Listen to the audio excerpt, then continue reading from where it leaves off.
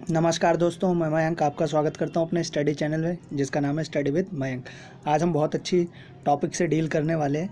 तो आप देख सकते हैं इस टॉपिक को 12th का टॉपिक माना जाता है और इंटरनेशनल रिलेशन में ये टॉपिक बहुत ही बढ़िया है। और इसको अगर हम पढ़ेंगे तो इंटरनेशनल रिलेशन में हमें सारी जानकारियाँ एक अनुमान अनुसार मिल जाएगी। और मैं कोशिश करूंगा कि ये टॉपिक आपको एकदम अच्छी तरह से समझ में आए, दोबारा कहीं से आपको कुछ भी ना पढ़ना पड़े। तो चलिए आ जाइए इस टॉपिक के बारे में थोड़ा डिटेल जानते हैं। टॉपिक देखिए रिलेटेड है आसियान से। आसियान क्या है इसके बारे में मैं टोटल आपको बताऊंगा, ठीक है। अभी अगर आपको वीडियो अच्छी लगती है तो प्लीज़ लाइक कीजिएगा, शेयर कीजिए और सब्सक्राइब कीजिए चैनल को। सब्सक्राइब करेंगे तो मुझे सपोर्ट मिलेगा और सपोर्ट मिलेगा तो मैं और अच्छी तरह से वीडियो लाने की कोशिश करूँगा। तो चलिए आ जाइए डिस्कस करते हैं। अगर किसी को मेरे ऑफलाइन बैच से जुड़ना है तो मैं अपना नंबर डिस्क्रिप्शन में दे दूंगा, तो आप उस ऑफलाइन बैच पे मुझे कॉल करके जब मेरा इंस्टीट्यूट ओपन होगा तो आप मुझसे जुड़ सकते हैं। तो चलिए आ जाइए, आज पढ़ते हैं आसियान के बारे में। आसियान का पूरा नाम क्या है? आसियान को हम लोग क्या कहते हैं? ASEAN, पहले अंग्रेजी में जान लेते हैं। Association of south east Asian nation. Association of south east Asian nation, ये आसियान का पूरा नाम है, association of south east Asian nation. और हिंदी में इसे कहते हैं दक्षिण पूर्वी एशियाई राष्ट्रों का संगठन। दक्षिण पूर्वी एशियाई राष्ट्रों का संगठन, इसी को क्या कहा जाता है? आसियान कहा जाता है। क्या कहा जाता है? आसियान कहा जाता है। अगर दुनिया के नक्शे पर नज़र डालें, थोड़ा डिटेल ले लेते हैं। दुनिया के नक्शे पर नज़र डालें तो आपको ख्याल में कौन सा देश एशिया का दक्षिणी क्षेत्र में आना चाहिए?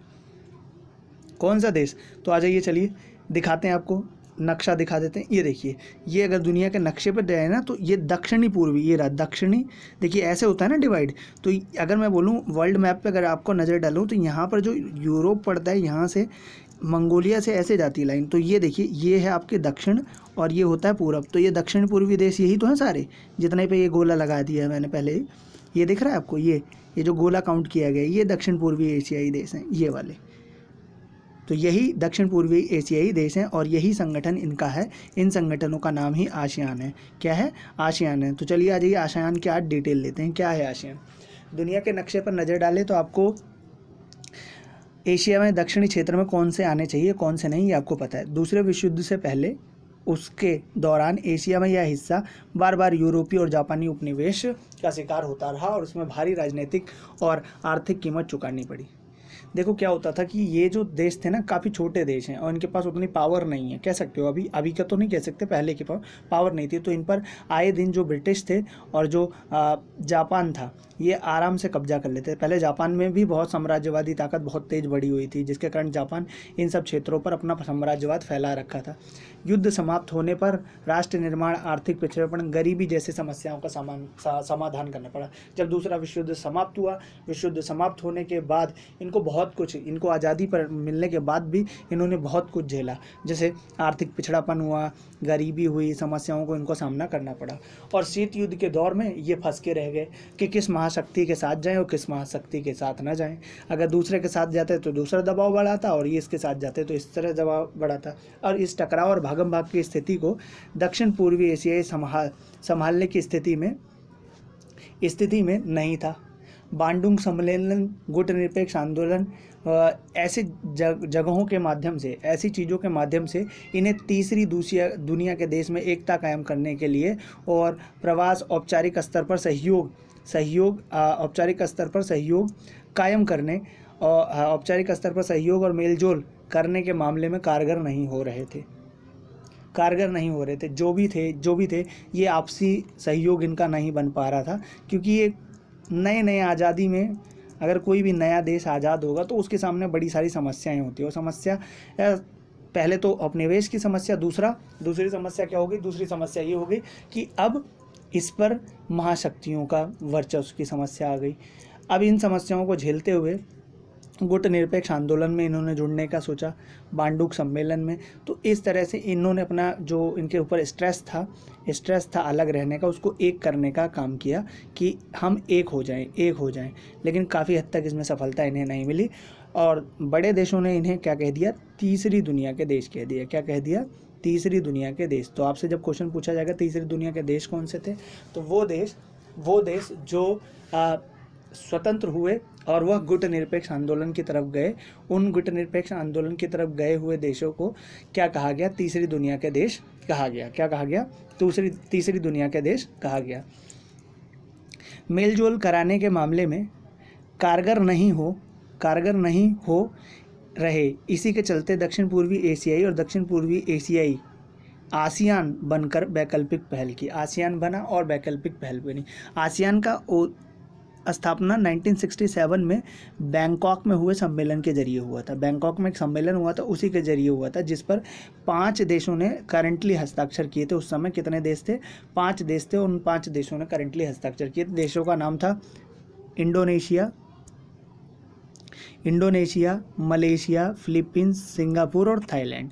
इन 5 देशों ने बैंकॉक सम्मेलन पर हस्ताक्षर किए और आसियान का स्थापना की। आसियान का स्थापना के पीछे उद्देश्य क्या था?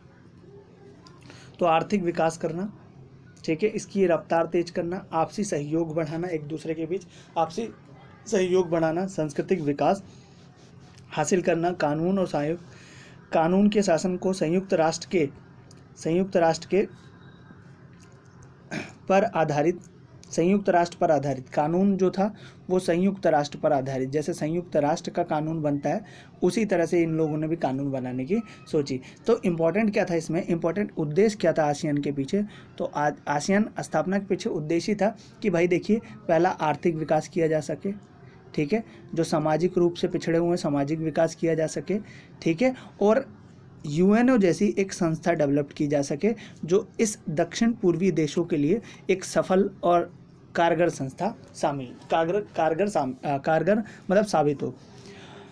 धीरे धीरे क्या हुआ, इसका उद्देश्य तो था ही, साथ साथ इसका स्थानिक शांति, इसका मेन उद्देश्य था शांति को बढ़ावा देना, स्थानों पर शांति को बढ़ावा देना इसका मेन उद्देश्य हो गया कि जो स्थान है ना आसपास स्थान, और वो सब जुड़े और वहाँ पर हम शांति बहाल ला सकें, मतलब शांति प्रस्ताव पारित कर सकें और शांति हम वहाँ पर ला सकें, मेन उद्देश्य उसका वो हो गया, ठीक है। और जैसे ये उद्देश्य हुआ तो बाद के वर्षों में Brunei, Darussalam, Vietnam, Laos, Myanmar और कंबोडिया भी आसियान में शामिल हो गए। इस तरह से आसियान के कुल देशों की संख्या 10 हो गई। पहले 5 देशों ने बैंकॉक हस्ताक्षर किए 1967 में, ठीक है। उसके बाद धीरे धीरे जब इसने अपनी क्षेत्रीय शांति को अपना मेन मकसद बनाया तो इस पर 5 देश और जुड़ गए और आसियान के कुल देशों की संख्या कितनी हो गई? 10 हो गई। यूरोपीय संघ की तरह आसियान ने खुद को अंतर्राष्ट्रीय संगठन बनाने की उसी तरह से पहल की। अंतर्राष्ट्रीय संगठन, यूरोपीय संघ की तरह इसने खुद को अंतर्राष्ट्रीय संस्था बनाने की पहल की। तो अन्य विकल्पों पर ध्यान देते हैं। अन्य व्यवस्थाओं में अपने हाथ से लेने का लक्ष्य नहीं रखा। औपचारिक टकराव हित और सहयोगात्मक के मेल मिलाप का नया उदाहरण पेश करके आसियान ने काफ़ी यश कमाया। नया उदाहरण पेश किया, ये विश्व के सामने आसियान ने एक नया उद्देश्य पूरा किया कि आपस में टकराव ना हो, शांति बनाए रखे और सहयोग करें। इसने एक नया उदाहरण पेश किया और जब ये नया उदाहरण पेश किया ना तो यही आसियान की बहुत इम्पोर्टेंट चीज़ बन गई और लोग आसियान में सहयोगात्मक मेल मिलाप शैली इसके लिए बहुत इम्पोर्टेंट, इसके कारगर बनी तो आसियान की अपनी एक शैली बनी और इसने यश कमाया। आसियान को अपनी एक शैली है जिसको आसियान वे कहा जाता है, आसियान वे कहा जाने लगा, यही आसियान की शैली थी। आसियान के कामकाज राष्ट्रीय और सार्वभौमिकता का सम्मान करना बहुत ही महत्वपूर्ण रहा। राष्ट्रीय स्तर पर जो भी चीज़ें उसका सम्मान करेंगे ये बहुत अच्छी चीज़ें, राष्ट्रपति नहीं, राष्ट्रीय स्तर पर जितनी भी चीज़ें राष्ट्रीय स्तर पर है उसका सम्मान इनके एवज में है। ये राष्ट्रीय स्तर पर सम्मान करेंगे और सम्मान करेंगे तो राष्ट्रीय चीज़ें जितने भी सबको मिलाकर राष्ट्र में मिलाकर कही गई हैं, चाहे अपने राष्ट्र की हो चाहे बाहर, उसका ये सम्मान करते हैं हमेशा। किसी भी राष्ट्रीय नियम का ये लोग उल्लंघन नहीं करते और यही आसियान शैली बनी। आसियान शैली के अंतर्गत क्या किया, यही आसियान शैली ने क्या किया, आसियान के विश्व पटल पर लाकर खड़ा कर दिया। आसियान को विश्व पटल पर लाकर खड़ा कर दिया। जब आसियान विश्व पटल पर लाकर खड़ा हुआ तो दुनिया में तेज रफ्तार से आर्थिक तरक्की करने वाले सदस्य देशों में आसियान ने अब उद्देश्य आर्थिक, अब क्या था भाई, हमने राजनीतिक रूप से तो डेवलप कर ही लिया, अपने अपना शैली डेवलप कर लिया, अब हमको आर्थिक रूप में भी रफ्तार लाना है। तो आर्थिक रूप से भी अपने आप में बढ़ावा करने के लिए आर्थिक उद्देश्य को आर्थिक और सामाजिक दायरे से ज़्यादा व्यापक बनाया। 2003 में आसियान ने सुरक्षा समुदाय का निर्माण किया। आसियान सुरक्षा समुदाय क्या था? आसियान सुरक्षा समुदाय, देखिए एक एक चीज़ के बारे में मैं क्लियर ही बता रहा हूँ आपको। आसियान सुरक्षा समुदाय क्या था? मतलब कि जैसे नाटो का था ना आपका, आपने देखा होगा नाटो का, कि अगर एक देश पर हमला करते हैं तो पूरे देशों पर माना जाएगा। तो आसियान के अगर 10 देशों में से किसी पर भी कोई हस्तक्षेप करता है तो वो 10 देशों में ही माना जाएगा पूरा का हस्तक्षेप। इसीलिए आसियान सुरक्षा समुदाय का निर्माण किया, जहाँ पर वो क्या करते हैं, प्रत्येक देश हर देश की सुरक्षा सुनिश्चित करने का वादा करते हैं। फिर उसके बाद आसियान आर्थिक समुदाय का हुआ कि अगर एक देश पर संकट आएगा तो सारे देशों पर माना जाएगा और सारे देश उसको संकट को उबरने से काम करेंगे। आसियान की सांस्कृतिक समुदाय बना, नामक 3 स्तंभ आधार पर आसियान बनाने की दिशा में कदम उठाए, हद तक यूरोपीय संघ में से मिलता जुलता है। जैसे EU ने अपने कदम उठाए थे वैसे आसियान ने उठाए। आसियान के 3 कदम इंपॉर्टेंट है। आपसे अगर पूछा जाएगा 2003 में आसियान ने ऐसे कौन कौन से कदम उठाए जिसके कारण उसका विश्व पर उसकी छाप छूटने लगी, तो 3 कदम उसके पहले थे। पहला, उसने आसियान ने आसियान सुरक्षा परिषद, आसियान सुरक्षा समुदाय बनाया। दूसरा, आर्थिक समुदाय बनाया। और तीसरा, सामाजिक आर्थिक समुदाय बनाया, कि सामाजिक रूप से भी और सांस्कृतिक रूप से भी हम एक दूसरे से जुड़ेंगे, आर्थिक रूप से भी जुड़ेंगे और आसियान सुरक्षा समुदाय से भी हम एक दूसरे से जुड़ते रहेंगे। समुदाय बनाने की दिशा में कदम उठाए गए और कुछ हद तक ये कदम यूरोपीय संघ से मिलते हैं। उठाए गए 3 कदम और ये सारे किससे मिलते हैं? EU यूरोपियन संघ से मिलते हैं, यूरोपीय समूह से मिलते हैं ये सारे कदम। ठीक है। आसियान सुरक्षा समुदाय क्षेत्रीय विवादों को सैनिक टकराव तक ना ले जाने पर सहमति पर आधारित है। किसी भी विवाद को, चाहे खुद के हो, खुद में तो होता नहीं है, अगर हो भी तो या बाहर के देशों से, सैनिक टकराव की मनाही है इसमें, कि सैनिक के टकराव नहीं होगा भाई। 2003 में आसियान के देशों ने कई समझौते किए के द्वारा हर सदस्य ने शांति, निष्पक्षता, सहयोग और हस्तक्षेप को बढ़ावा देने और राष्ट्र के आपसी अंतर तथा संप्रभुता के अधिकार का सामना करने पर अपनी वचनबद्धता जाहिर की। आसियान के देशों की सुरक्षा और विदेश नीतियों में तालमेल बनाने के लिए 1994 में आसियान क्षेत्रीय मंत्री की स्थापना की। आर्थिक रूप से, ठीक है भाई, आसियान में अभी देखो मैंने आपको बताया 3 स्तंभ है। 3 स्तंभ में तो आसियान के 2003 में यही तीनों स्तंभ जो थे वही इसके लिए बहुत इंपॉर्टेंट रोल अदा करते थे। ये दूसरे की संप्रभुता को हानि नहीं पहुंचाएगा, अपनी वचनबद्धता जाहिर करेगा, जैसे हैं वैसे ही रहेंगे। और आसियान देशों की सुरक्षा और विदेश नीति में तालमेल बढ़ाने के लिए 1994 में आसियान ने क्षेत्रीय मंच की स्थापना की। कौन से मंच की? क्षेत्रीय मंच, जहां कोई भी आकर अपनी बात रख सकता था, उस क्षेत्रीय मंच की इन्होंने क्या की? स्थापना की।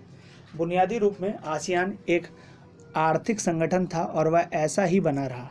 आसियान क्षेत्र से कुल अर्थव्यवस्था अमेरिका, यूरोपीय संघ और जापान की तुलना में काफ़ी छोटी है। इसका विकास इन सबसे अधिक तेज़ी से हो रहा है। इसकी अर्थव्यवस्था मानते हैं अमेरिका से, जापान से, ठीक है, EU से और नाटो से, इन सब से छोटी है, लेकिन ये विकास बहुत तेज़ी से कर रहा है। इसके चलते इस क्षेत्र में इससे बाहर इसका कोई प्रभाव तेज़ी से वृद्धि हो रही है। आसियान आर्थिक समुदाय का उद्देश्य आसियान देशों को साझा बाजार और उत्पादन आधार तैयार करना है तथा इलाकों और सामाजिक आर्थिक विकास में मदद करना है। आसियान का मेन मकसद क्या है?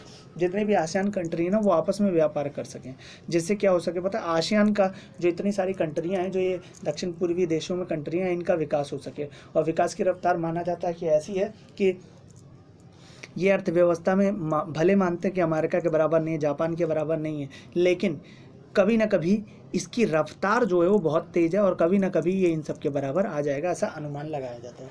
आसियान यह संगठन इस क्षेत्र देशों के विवादों को निपटाने के लिए भी मौजूदा व्यवस्था में सुधारना चाहेगा, कि जो इस साइड में जो देश हैं जिनके बीच में कभी भी विवाद हो जाते हैं, उनको भी सुधारने के लिए आसियान बहुत इंपॉर्टेंट रोल रखता है। और आसियान की हर साल समिट होती है। समिट में क्या होता है? समिट में ये होता है कि आसियान अपने जो 1 साल का ब्यौरा होता है उस पर लेखा जोखा देखता है कि हम किस चीज़ पर, किस सेक्टर पर कितना अच्छा काम कर पाएँ, किस सेक्टर पर नहीं काम कर पाएँ, उन सबको चीज़ देखा जाता है। आसियान निवेश, श्रम और सेवा के मामले मुक्त व्यापार क्षेत्र बनाने पर भी ध्यान दिया है। मुक्त व्यापार क्षेत्र क्या होता है, देखिए आसियान मुक्त व्यापार क्षेत्र बनाएगा। तो देखिए मुक्त व्यापार क्षेत्र क्या होता है, अगर आसियान ने मुक्त व्यापार क्षेत्र बना लिया और ये 10 मेंबर आसियान के, तो ये तो आपस में बिना किसी उसके अपना व्यापार इसी 10 देशों के बीच में कम कर सकता है। अगर बाहर कोई बंदा आता है और अगर इसने इसके साथ अपना रिलेशन बना लिया तो ये 10 देशों के साथ व्यापार कर सकता है, अगर आसियान ने इसे मंजूरी दे दी कि आप फ्री ट्रेड एग्रीमेंट करेंगे, मतलब आपका फ्री होगा, ट्रेड जो होगा आपका फ्री होगा, कोई उस पर चार्ज नहीं लगेगा। तो आसियान तेजी से बढ़ता हुआ एक महत्वपूर्ण क्षेत्रीय संगठन है।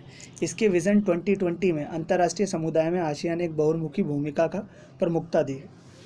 क्वेश्चन ज़्यादातर आसियान का विजन 2020 पर आता है। क्या है आसियान का विजन 20, मतलब क्षेत्रीय प्रमुखता दी गई। यहाँ पर क्षेत्रीय प्रमुखता मतलब जो क्षेत्र में बनता है उस पर प्रमुखता दी गई है, और बहुमुखी भूमिका की प्रमुखता, आसियान की एक बहुमुखी भूमिका को प्रमुखता दी गई। आसियान द्वारा अभी टकराव की जगह बातचीत को बढ़ावा देने की नीति से ही बात निकलती है।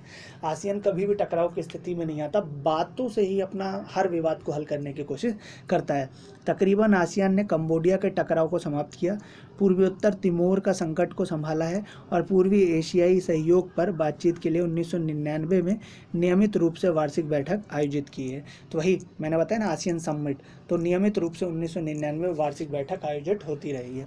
आसियान का मौजूदा आर्थिक शक्ति खासतौर पर भारत और चीन जैसे तेजी से विकसित होने वाले एशियाई देश के साथ व्यापार और निवेश के मामले में उसकी प्रासंगिकता ने इस और भी आकर्षक बना दिया है।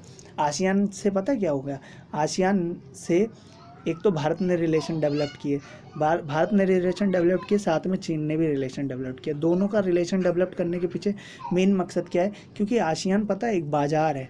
अगर आप आसियान से रिलेशन बना लेते हो तो 10 देशों, अभी मैंने आगे बताया 10 देशों से ऐसे ही रिलेशन बन जाते हैं। आपका व्यापार ऐसे ही होगा तो एक जीता जागता व्यापार मिल जाएगा, बैठे बिठाए एक अच्छा खासा व्यापार मिल सकता है।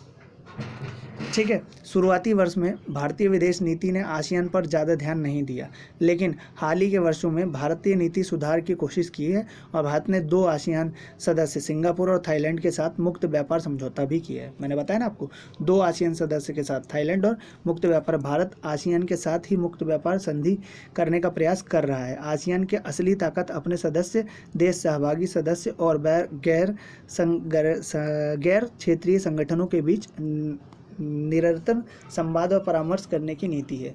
यह एशिया की एकमात्र ऐसी संगठन है जो एशियाई देशों और पूर्वी शक्ति को राजनीतिक और सुरक्षा मामलों में चर्चा के लिए राजनीतिक मंच उपलब्ध कराती है। जितने भी पूर्वी में देश हैं, पूर्व में जितने भी देश हैं, उनको चर्चा के लिए एक राजनीतिक मंच अगर कोई उपलब्ध कराता है तो वह आसियान ही उपलब्ध कराता है। तो आसियान ही उन्हें राष्ट्रीय मंच उपलब्ध कराता है, राजनीतिक मंच। अगर पूर्वी देश में कोई भी आ जाए तो उन्हें आसियान ही क्या करता है, मंच उपलब्ध कराता है। तो भारत का आसियान से क्या आशा है, भारत के लिए आसियान क्यों इम्पोर्टेंट है।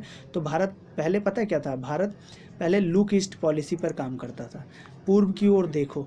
लेकिन उसके बाद 1991 के बाद इसने काम करना स्टार्ट किया, पता है, एक्ट ईस्ट पॉलिसी, मतलब पूर्व की ओर जाओ, अब देखो मत। पूर्व यहाँ 1991 में ये पूर्व की ओर देखो पॉलिसी का काम करता था, लेकिन जब से नरेंद्र मोदी सरकार आई है इसने एक्ट ईस्ट पॉलिसी पर ध्यान दिया है। एक्ट ईस्ट पॉलिसी मतलब अब उस पर काम करो, उसकी ओर जाओ। क्यों? क्योंकि मैंने आपको बताया ना कि भारत के उसके पीछे मंशा है। ये देखिए आसियान का झंडा, ठीक है, ये गेहूं की बालियां हैं और ये 10 देशों का समूह है आसियान, ठीक है, और ये एकता को दर्शाता है। ठीक है, ये बंधे हुए हैं जो ये दिख रहा है आपको, ये गोले में है, तो गोला इसका एकता को दर्शाता है। और ये देश जो ऐसे गेहूं की बालियां हैं, छोटे छोटे हैं, अलग अलग हैं, लेकिन इनको जोड़ने का काम ये कर रहा है। इसी तरह से देखिए प्रधानमंत्री का एक चित्र है, यहाँ पर कहा गया कि 1990 में पूर्व की ओर चलो की नीति अपनाई और इससे पूर्वी देशों आसियान, चीन, जापान और दक्षिण कोरिया उसके आर्थिक संबंधों में बढ़ोतरी हुई। भारत के इन संबंधों में क्या हुई है, बढ़ोतरी हुई है। अगर वीडियो अच्छी लगी तो लाइक कीजिए, शेयर कीजिए एंड सब्सक्राइब कीजिए। धन्यवाद।